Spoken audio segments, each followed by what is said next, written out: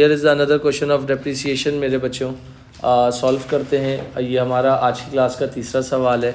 Again वही maths, इस question में भी मैथ्स वाला फैक्टर ज़्यादा इंपॉर्टेंट है। नवंबर 2018 पेपर 21 अनपास पेपर का जो है टॉपिकल का क्वेश्चन नंबर 18 है, और ईयरली पास पेपर में नवंबर 2018 पेपर 21 क्वेश्चन नंबर 2 है।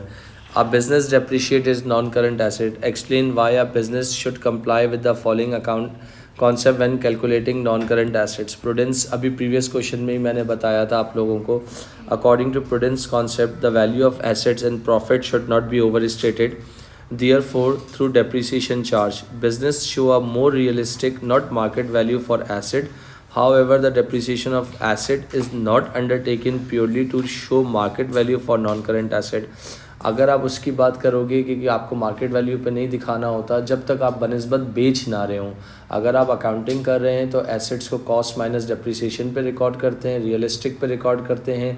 डेप्रिसिएशन एक नॉन कैश एक्सपेंस है। प्रूडेंस ने फरमाया था कि आपके पास प्रॉफिट ओवरस्टेट नहीं होना चाहिए।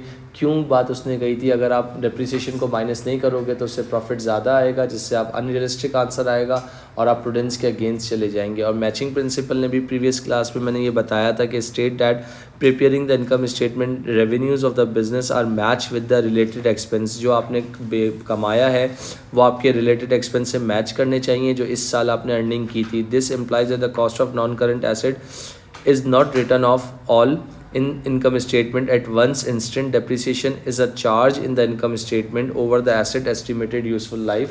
जब आप यूज़ करोगे उसकी डेप्रिसिएशन रिकॉर्ड करते रहोगे और उसको करंट ईयर के एक्सपेंसेस से मैच करते जाओगे। आपका थियोरेटिकल पूरा एग्जैक्ट मैंने आपको नोट्स में बना के दिया हुआ था, आप वहाँ से लिख सकते हो। इसके बाद उन्होंने आपसे क्या कहा था बेटा?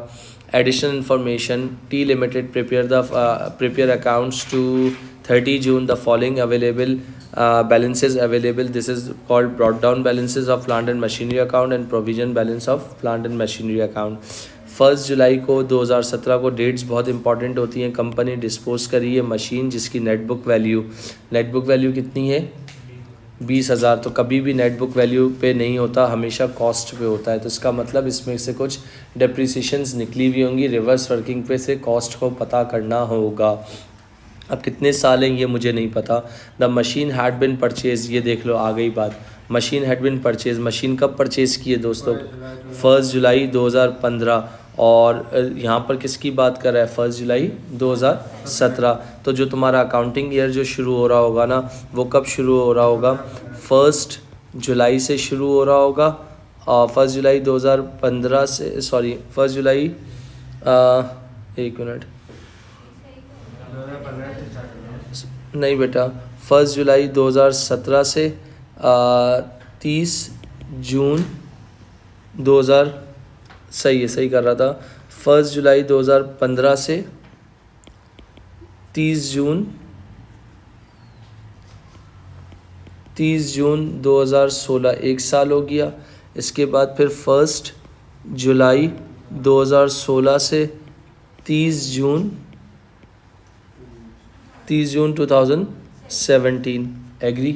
तो 2 साल हैं। तो इसका मतलब अब मेरी बात ध्यान से सुनना, ये क्या थी? ये क्या बता रहा हूँ? डिस्पोजल की क्या कॉस्ट। डिस्पोजल की जब भी कॉस्ट की बात करता हूँ तो एक बात दिमाग में रख लेना, ज़हन नशीं कर लेना कि यहाँ पर क्या था? कॉस्ट आती थी, कॉस्ट में से डेप्रिसिएशन निकालते थे, तो जो आंसर आता था नेट बुक वैल्यू होती थी। फिर क्या करते थे? नेट बुक वैल्यू पे परसेंटेज निकालते थे तो डेप्रिसिएशन आ जाती थी। तो जो आंसर आता था वो क्या थी? नेट बुक वैल्यू थी। ये आपको गिवन है, आपको पीछे जाना है। डन? अच्छा, फिर उसके बाद उन्होंने बोला है कि आपने एक व्हीकल 1 अक्टूबर 2017 को एक नई न्यू मशीन परचेज़ की है चेक से। डेप्रिसिएशन प्लांट एंड मशीनरी 20% है। RBM मेथड है on a month by month basis. Month by month, no depreciation charge in the year of. Month by month तो है, और जिस साल बेच दिया उस साल डेप्रिसिएशन काउंट नहीं होगी। अच्छा सर, अगर मैं ये 20% की बात करता हूँ तो थोड़ा सा ध्यान देना, अगर 20% की थोड़ी सी तवज्जो देना। मेरी जो बुक वैल्यू थी ये कब की डेप्रिसिएशन होगी? ये तुम्हारी हो जाएगी 2015 से 2016 की डेप्रिसिएशन। ये हो जाएगी तुम्हारी 2016 से 2017 की डेप्रीसिएशन, एग्री। तो ये जो 20 पर तुम्हारे पास ये जो 20% है, ये कितना होगा? अगर मैं बात करता हूँ, लेट से मेरा है कितना, 20% था ना, तो इसका मतलब मुझे 2 मरतबा पीछे जाना है। और कॉस्ट हमेशा कितने परसेंट होती है? 100% होगी। अगर मैं तुमसे कहता हूँ कि यहाँ पर जो 20% जो है ये कॉस्ट हमेशा 100% होगी, तो यहाँ पर कितनी नेट बुक वैल्यू दी हुई है तुम्हारे पास, मुझे बता सकती हो? 20,000 है। 20,000 को डिवाइड कर लो 0.8 से, तो जब 0.8 से डिवाइड किया तो तुम्हारे पास डेप्रिसिएशन नेट बुक वैल्यू कितनी आ गई होगी? 25,000। एग्री करते हो? Divided by 0.8। सर आप क्रॉस चेक करना चाहते हो 25,000 का, जब आपने क्या किया होगा 25,000 का ज़रा निकालना, 20% निकालना, कितना आ रहा होगा? 5,000। तो इसका मतलब 25 में से 5 माइनस हुआ होगा, तो आपके पास क्या हो गई होगी? 80%। मतलब आपके पास कॉस्ट कितने परसेंट थी? 100% थी। डेप्रिसिएशन कितनी हो गई? 20%। तो 100 में से 20 माइनस कर दिया, तो इस साल कितनी आ गई? 80%। रोहा क्लियर बेटा? अच्छा सुनो प्लीज़ बेटा, मैं फिर रिपीट कर रहा हूँ इस तरह, क्योंकि ये थोड़ा सा अजीब तरीका है। मैं अपना जैसे देसी तरीका होता है मैं इस तरह चलता हूँ ताकि मुझे इजी हो जाता है। ये देखो, कॉस्ट हमेशा 100% है। ये देखो, मैंने कहा ये कॉस्ट कर दिया और ये परसेंटेज कर दिया। ये कितना है? अगर मैं कह रहा हूँ आपके पास नेट बुक वैल्यू कितनी थी आपके पास, मुझे बता सकते हो? 20,000। तो ये आपके पास अगर देखा जाए तो ये कितने परसेंट है? 80% है। तो x यानी कॉस्ट कितने परसेंट होगी? 100%। तो 20,000 मल्टीप्लाई बाय 100 डिवाइडेड बाय 0.8, तो कितना आ गया?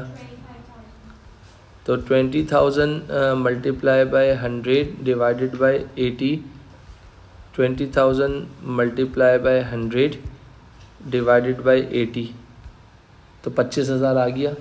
तो मैंने इधर लिख के दे दिया। अब जब अगले साल में पहुंचा हूं तो ये जो 25,000 है, तो अगेन ये कितने परसेंट होगा? अगर आपके पास ये 20% हो 80% होगा, तो डेप्रिसिएशन कितनी थी? 20%। तो इस 25,000 को ज़रा डिवाइड कर लो किससे?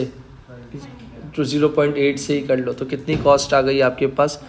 31,250। क्रॉस चेक करना चाहते हो तो 31,250 का आपने 20% निकाला होगा ना, तो कितना आया होगा? मल्टीप्लाई बाय 0.8, तो कितना आया?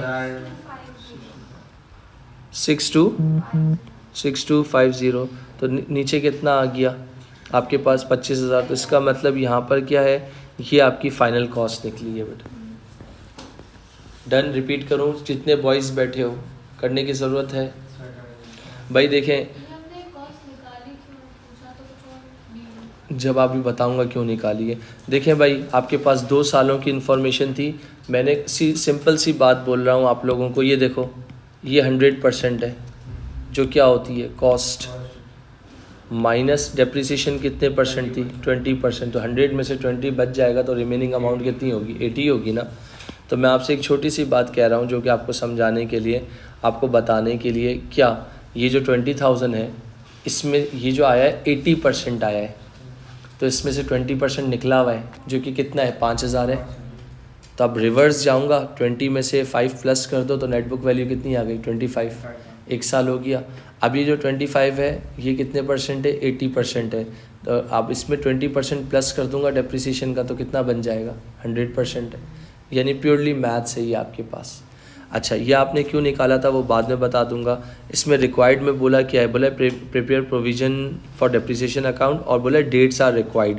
अगर डेट्स रिक्वायर्ड बोला है ना, जिस बच्चे ने नहीं डाली ना, तो उसको उसके नंबर नहीं मिलेंगे। प्रोविज़न का अकाउंट बना रहा हूँ, बहुत स्लो पिच के साथ जाऊँगा और स्मूथ जाऊँगा। मशीन का नाम क्या है? Provision for depreciation dash plant and machinery account. Opening कितनी थी इसकी भाई, बता सकते हो? 1 जुलाई 2017। 1 जुलाई 2015-16 का क्लोजिंग था, तो 1 जुलाई 2016 से 17 का ओपनिंग बन गया, जो कि कितना है बता सकते हो? Balance brought down 48,700। डिस्पोज कब हुआ था वो बता सकते हो? 1 जुलाई 2000, यानी 1 जुलाई 2016 से 17 आपने उसी दिन एसेट को डिस्पोज कर लिया था। तो डिस्पोजल की डेप्रिसिएशन अनफॉर्चुनेटली मुझे पता नहीं है। इसके बाद आपके पास क्या था?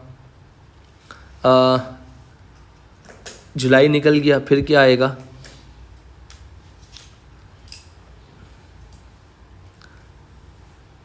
तीस जून 17 से 18, 16 से 17 की डेप्रिसिएशन कितनी होगी बता सकते हो?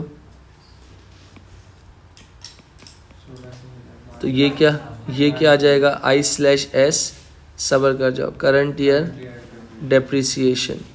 और इस अकाउंट को अगर मैं चाहूँ तो मैं क्या कर लूँगा? बंद कर लूँगा, मगर अभी फ़िलहाल नहीं कर सकता। तो यहाँ क्या होगा?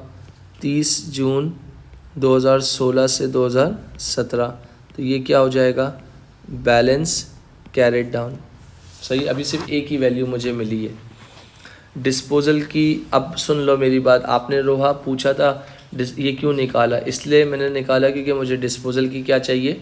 डेप्रिसिएशन चाहिए थी, क्योंकि कॉस्ट पता नहीं थी। अब 31,250 रुपये मेरी डिस्पोजल की क्या है? कॉस्ट निकली है। इसका ज़रा 20% निकालो, कितना होता है? खैर आप ये निकाल चुके हो, मैं बता दूँ कितना बेटा? 6250। वेट करना, 62, ये रही 6250। सही है। और इसके बाद जिस साल बेच दिया उस साल डेप्रिसिएशन काउंट नहीं होगी, मगर मंथ बाय मंथ इन्होंने बोला है ना। अब यहाँ पर क्या करोगे? आपके पास अगर आप डिस्पोज की बात कर रहे हो ना, तो टोटल आपने कितनी आपके पास डिस्पोजल की वैल्यू थी? अगर देखो, चेक करो, तो 6,250 एक ये वैल्यू निकली थी, ये रही, और 5,000 निकली थी। तो यहाँ पर मैंने क्या लिख दिया? 6,250 प्लस 5,000, टोटल कितनी हो गई? 11,250। तो दिस इज़ कॉल्ड डिस्पोजल की डेप्रिसिएशन। 2 साल चला था मेरे पास, मगर उन्होंने पॉलिसी ने क्या बोला था? जिस साल बेच दिया उस साल काउंट नहीं होगा। तो इसका मतलब अगर आप यहाँ पर देख रहे हो तो 2016 का एक साल हो गया। अच्छा, आपके पास ये जो एसेट था कब से था आपके पास? देख सकते हो 15 से था। तो 15 से 16, 16 से 17 और 17 से 18, 3 साल हो गए। तो मगर 3 में से हमने क्या लिए? 2 साल लिए। सही है बेटा। तो 11,250 हो गई। फिर इसके बाद आ जाओ, यहाँ पर लिख भी दिया हमने, और इसको मैं अंडरलाइन कर लेता हूँ, यहाँ पर देख सकते हो येलो कलर से, ताकि आपको पता लग जाए ये क्या थी? डेप्रिसिएशन थी। अब मुझे I/S निकालना है, उसमें मुझे आप लोगों की तवज्जो चाहिए। This is called I/S, which is called current year की डेप्रिसिएशन। करंट ईयर मतलब जो एसेट रिमेनिंग बच गए हैं। तो सबसे पहले मेरे पास जो एसेट पड़ा था वो कौन सा पड़ा था मुझे बता सकते हो? 174,300 का एक एसेट था। सही है। फिर इसके बाद अगर मैं आपसे बात करता हूँ, इसमें से फुल ईयर पॉलिसी बोला था ना, इसमें से 48,700 निकाल दो जल्दी से, कोई कितना आ जाएगा?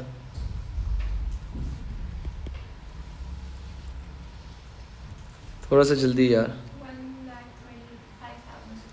1 लाख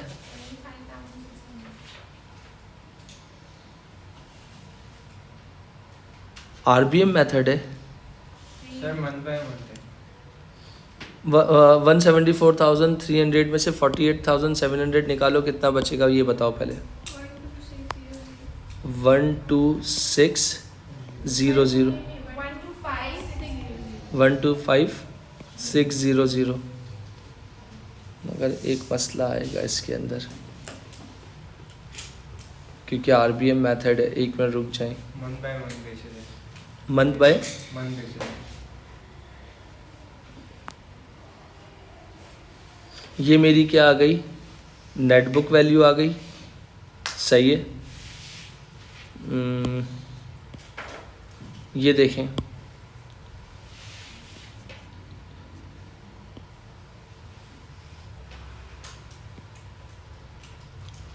सबर, 174,300 था। इसमें से डिस्पोजल की कॉस्ट कितनी थी? 31,250।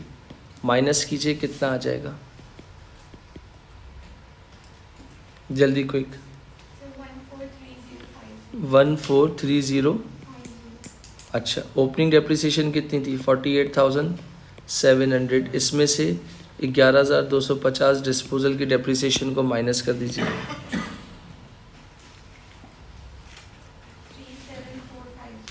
37,450। तो ये तुम्हारी जो है क्या हो गई? एक कॉस्ट हो गई और एक नेट डेप्रिसिएशन हो गई। इन दोनों को माइनस करें, नेट बुक वैल्यू कितनी आ रही है? 105,600। उसका निकाल लें कितने परसेंट? 20%। तो कितना आ जाएगा? 21,120। तो ये तुम्हारा चार्ज फॉर द ईयर आ गया। सही है भाई। और इसी साल अल्लाह ताला ने तुम लोगों को एक एसेट दिया था, जो कि कितने का दिया था? 68,600 इंटू 20% मल्टीप्लाई बाय कब दिया था? अक्टूबर 17 में। तो अक्टूबर 17 मतलब अक्टूबर 17 हो गया।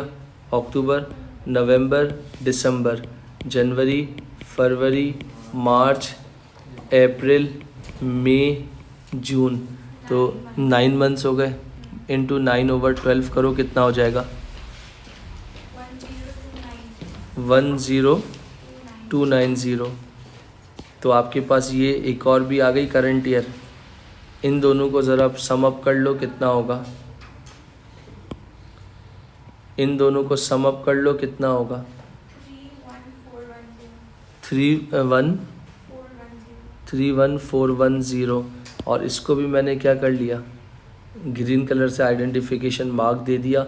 और इसको भी क्या कर लिया कि भाई ये आपके पास क्या थी?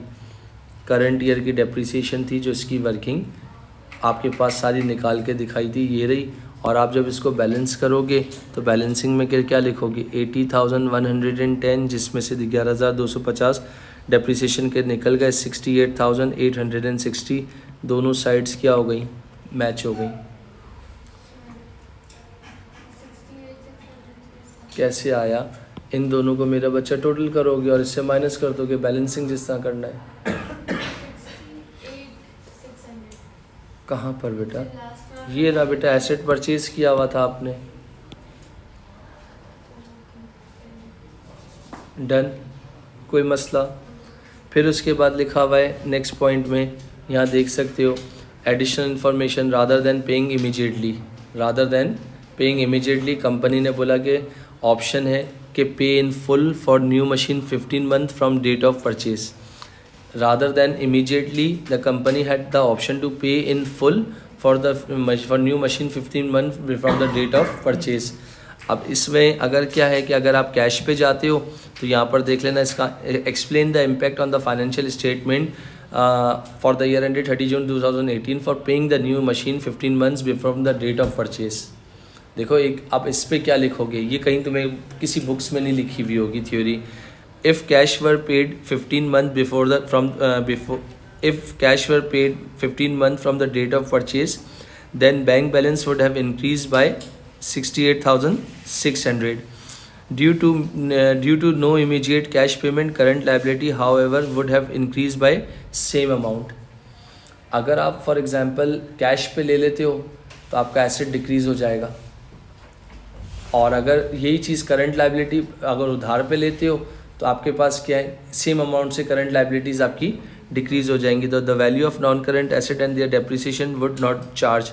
तो इसका मतलब क्या होगा, जब तक आप फुल पेमेंट पे नहीं ले रहे हो, मैं फिर रिपीट कर रहा हूँ, if cash were paid 15 month from the date of purchase, अगर आपने कैश 15 महीने से पहले पे कर दिया, then bank balance would have increase by 68,600 due to no immediate cash payment. Current liability, however, would have increased by same amount. The value of non-current asset and their depreciation would not charge. जाहिर सी बात है, जब वो asset आपका है नहीं तो आपको डेप्रिसिएशन चार्ज करने की ज़रूरत नहीं है।